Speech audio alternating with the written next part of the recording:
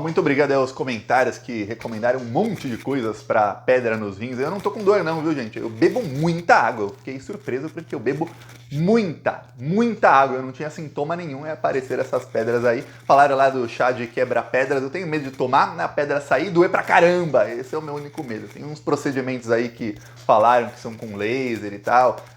O médico também falou disso, só que não tem na cidade onde eu moro. Eu vou ter que viajar para fazer, se for esse caso aí. Estou estudando aqui o que fazer. Muito obrigado a todos os plantonistas pelos comentários e bebam muito água. Se bem que eu bebi, não adiantou muito não, mas se eu não bebesse seria pior, viu? Vamos falar agora de alguém aí que tá com uma situação ruim, bebendo água, sem beber água, não importa, que é o genocida, apoiador do genocídio e que já cometeu o seu próprio genocídio no Brasil, que é o Bolsonaro. Ontem ele se encontrou, até o vídeo aqui direto do Instagram do Diabo, se inscreve aí no canal, cada desgraça que eu tenho que ficar vendo aqui, o Diabo publicou aqui foto com o embaixador de Israel. Então tá aqui oficialmente o genocida de Israel se encontrando com o genocida do Brasil. Ele deve ter falado, pô, seu incompetente, só matou 10 mil, eu matei 1 milhão aqui, pô. Seus incompetentes, falta muito ainda para chegar perto de mim, tá ok? Pois bem, depois disso o Bolsonaro passou aí o dia nas redes sociais fazendo publicações contra a reforma tributária do Lula e contra um outro projeto do Haddad. O Haddad fez, olha, o Haddad tá assim na frente. Ele articulou a aprovação da reforma tributária. Antes da votação, ele já estava articulando um projeto de lei para daqui 2-3 semanas ser votado. Que é um projeto de lei que é o seguinte: o Haddad descobriu um rombo que o Bolsonaro deixou, mas um rombo daquele que você falou é para alguém ser preso por uma dessas, viu? Já vi muita gente ser presa por muito menos. Olha, tinha um rombo de 35 bilhões de reais por ano, que tá desde 2017. O governo Bolsonaro aprofundou o rombo, quer dizer, não era tão grande, foi piorando. E aí o Haddad descobriu. O Lula fez uma medida provisória que mitiga parte desse rombo, mas precisa de um projeto de lei até o final do ano, porque além da medida provisória do Lula parar de funcionar, nem tudo ele pode fazer por medida provisória, parte precisa estar na lei. É o seguinte: 493 empresas, ou seja, menos de 500 empresas, estão aí tendo um benefício fiscal. Benefício fiscal é o seguinte: essas empresas não estão pagando imposto. De 35 bilhões por ano. Aí você fala, Thiago, é dinheiro pra caramba. Para quantas empresas, Thiago?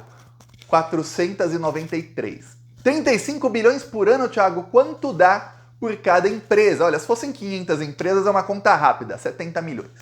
70 milhões vezes 500 dá 35 bilhões. Mas não, são 493, então dá mais ou menos 71 milhões de reais que cada uma dessas empresas está sonegando por ano. Sonegando não, deixando de pagar legalmente por ano. O Haddad descobriu isso e falou, pô, peraí, é muita grana. Para pouca gente, né? Que nós estamos 35 bilhões aí é praticamente um Bolsa Família, que você está dando para menos de 500 empresas, né? Nossa, estamos dando aí um Bolsa Família para sei lá quantas milhões de famílias sustentarem? Não, para poucas empresas embolsarem a grana. A desculpa do governo Bolsonaro, do governo Temer, era a seguinte: olha, isso ajuda a gerar empregos. Ah, é?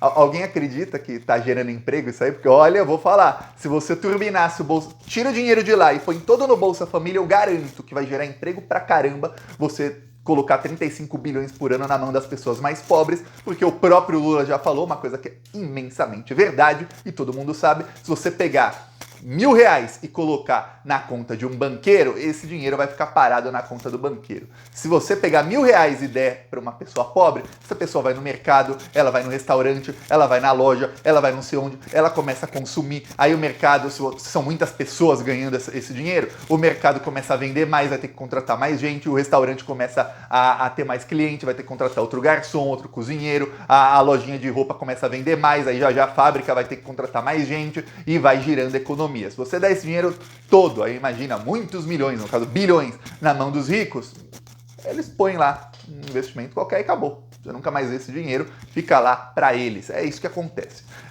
E o que gera emprego é você consumo direto, você fomentar o consumo. O Lula já fez isso quando foi presidente e conseguiu levar aí a menor taxa de desemprego da história e ter a maior aprovação da história. O Haddad sabe muito bem disso e achou esse rombo. O Bolsonaro, por algum motivo, está em pânico.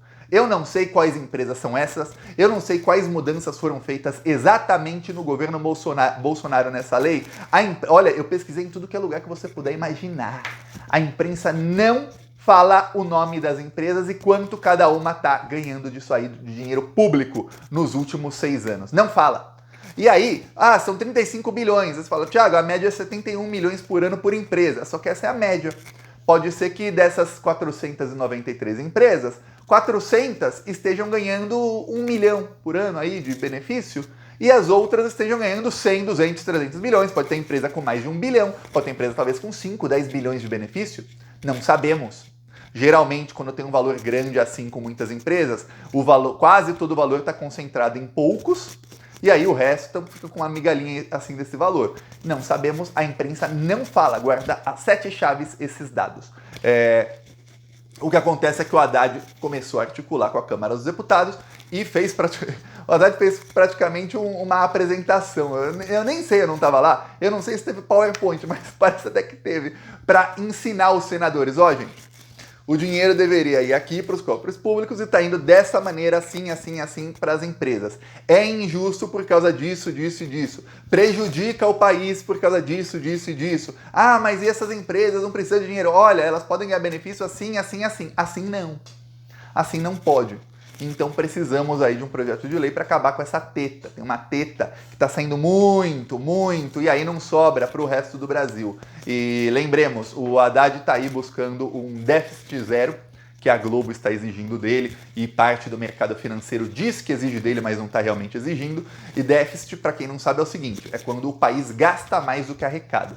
Então, em vez de falar de um país que são 200 milhões de pessoas, vamos falar aí na sua casa. Imagina que na sua casa, 2 pessoas trabalham, cada uma ganha 3 mil por mês. Então entra 6 mil por mês. Se você gasta mais do que isso, você teve déficit. Se você gastar menos do que isso, você teve superávit.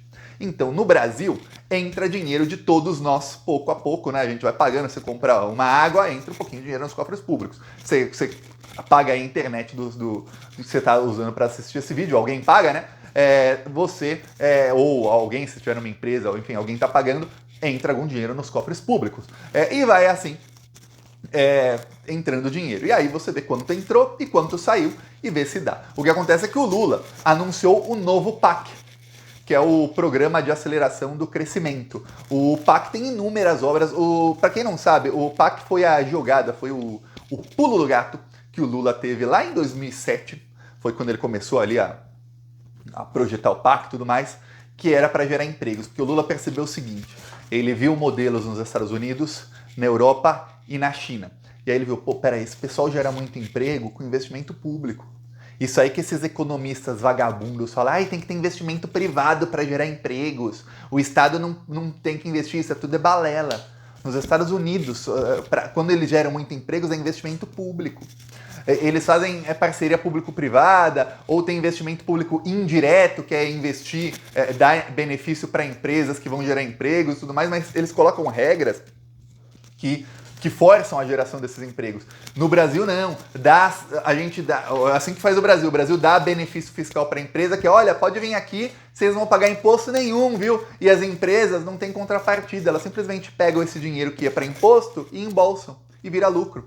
Eles não usam para contratar mais, não, embolsa e vira lucro.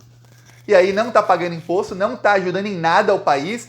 Falam que a ajuda é gerar empregos, isso não é ajuda, eles têm que gerar empregos para produzir. Senão o dono da empresa não lucra, o dono da empresa não é bilionário. Ele gera emprego para poder ali tirar mais-valia dessas pessoas. A pessoa ganha 3 mil, está produzindo para ele mais de 3 mil, senão ele não contratava, não teria empresa. Aí eles falam, estamos fazendo um favor ao país. Não está.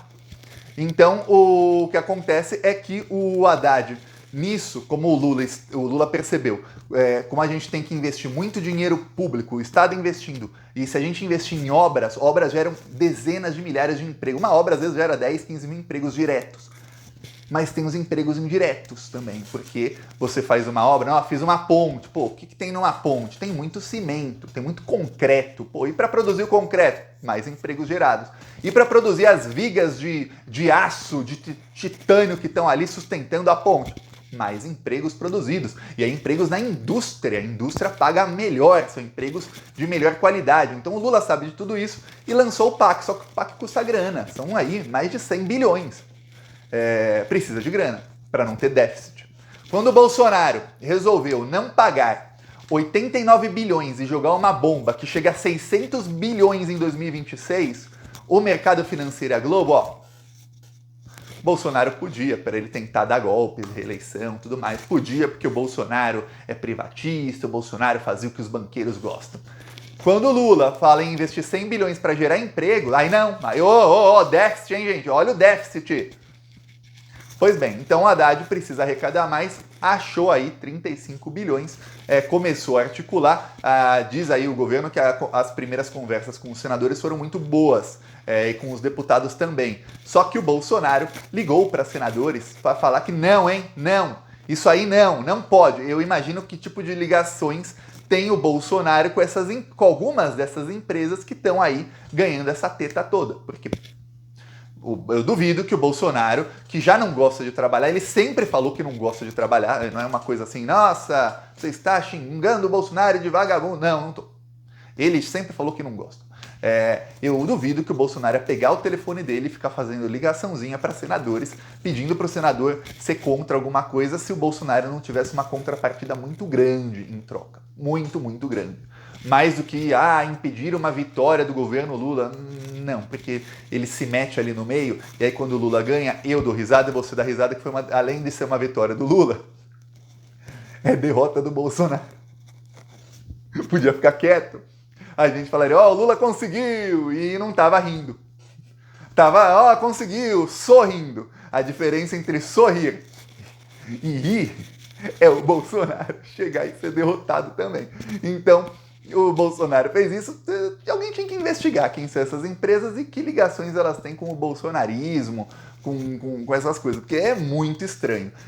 Agora o Haddad também está pesquisando, a equipe do Ministério da Economia está pesquisando ali para encontrar outros benefícios aí imorais que são dados a empresas, a grandes empresas, para que ele consiga aí colocar mais alguns bilhões no orçamento para o ano que vem, para que o Lula tenha folga.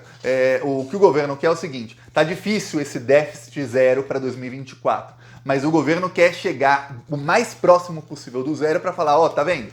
De um lado você tinha um cara que pegava ali, gastava 20, 30, 40, 50, 100 bilhões sem olhar, e do outro tem um que está perseguindo aí, pelo menos chegando perto. O que os analistas dizem, a presidente global do Santander foi lá, meteu o bedelho para falar, olha gente, o Brasil não precisa de déficit zero em 2024, porque a projeção para 2025 e 2026 é superávit, tá?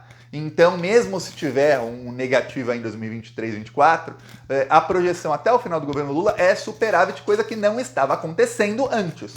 Então, não tem problema.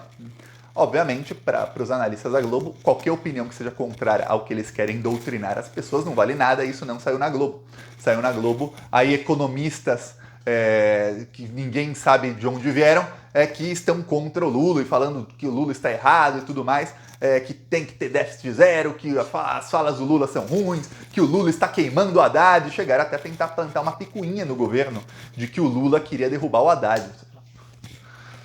Olha, para alguém falar isso na imprensa aí é porque eles estão realmente em desespero com o que está se desenhando para o futuro do Brasil, que é o quê? O Lula gerar muito emprego, o Lula vai dizimar qualquer rejeição que tenha ele na classe, principalmente nas classes mais pobres, porque o Bolsonaro tá com fake news, tá. Muitos falam, mas a equipe do Lula não está. Olha, eu vou te falar um negócio aí, né? A crítica não é só a equipe do Lula, eu critico sempre os deputados que também não engajam. Deputados gastam muita grana mensal aí em comunicação, sabia? Veja aí deputados gastando 20, 30 mil por mês e não engaja nada, não tem alcance nenhum, ninguém sabe para onde vai essa grana toda. Tem uma coisa, a esquerda não está engajando, tá? A esquerda não está engajando.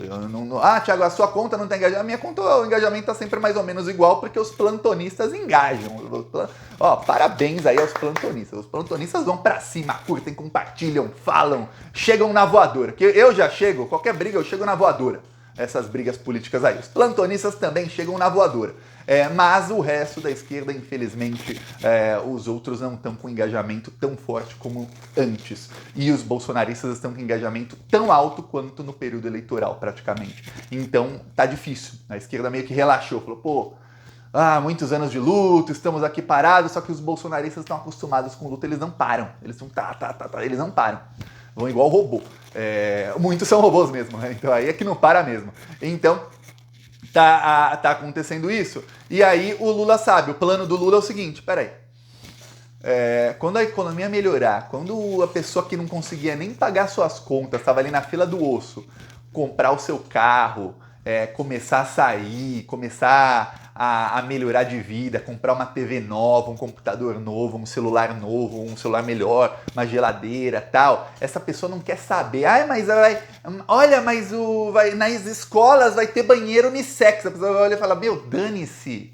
Pô, dane-se, deixa eu ligar meu carro novo aqui que eu comprei. Assim que as pessoas mais pobres vão se sentir como se sentiram no primeiro governo Lula e no governo Dilma. Obviamente, nisso entra a comunicação para mostrar, tem que ser jogado na cara mesmo. Quando eu digo jogar na cara, é jogar na cara mesmo, por todos os lados. Olha, você tem isso graças ao governo Lula. Quando não era, você não tinha. Se amanhã depois vier um outro governo de direita, você não terá novamente. Mas a parte do Lula tem uma confiança muito grande que o projeto econômico aí vai dar certo, essa parte não muda e essa parte eu também, Thiago, tenho confiança enorme que isso vai dar certo. Quem está em desespero é o Bolsonaro, são os bolsonaristas aí da imprensa e esse pessoal da imprensa que quer ver o governo Lula fraco, quer ver o governo Lula com a maior rejeição possível, porque assim eles podem ir na jugular do governo Lula, cobrar mais benefícios para essas empresas bilionárias e para o mercado financeiro. É isso que eles querem. Quanto mais rejeitado for o governo Lula, mais fraco é o governo e mais eles podem... Como fizeram com a Dilma em 2015. A Dilma começou a fazer concessões para a direita, achando que isso podia mitigar o golpe. E não mitigou nada. Simplesmente usaram essas concessões para jogar mais pauta-bomba e para derrubar de vez o governo. Então, o Lula tá aí. Ele só faz concessão quando é toma lá, dá cá. Ou seja, não tem um toma lá se não tiver um dá cá. E não tem um dá cá se não tiver um toma lá. É assim o governo Lula. Um arranca-rabo do caramba com esse pessoal aí. E o projeto econômico segue aí a todo vapor. E vamos começar a ver o efeito disso no meio de 2024, mais ou menos, que aí é que o PAC vai começar a gerar muito, muito, muito emprego. E aí quando gera empregos diretos, gera também os indiretos, e aí começa a economia a mover. A roda da economia começa a girar rapidamente. Eu peço aí a sua inscrição no canal e seguiremos aqui na luta contra toda essa corja maldita, viu? Falou!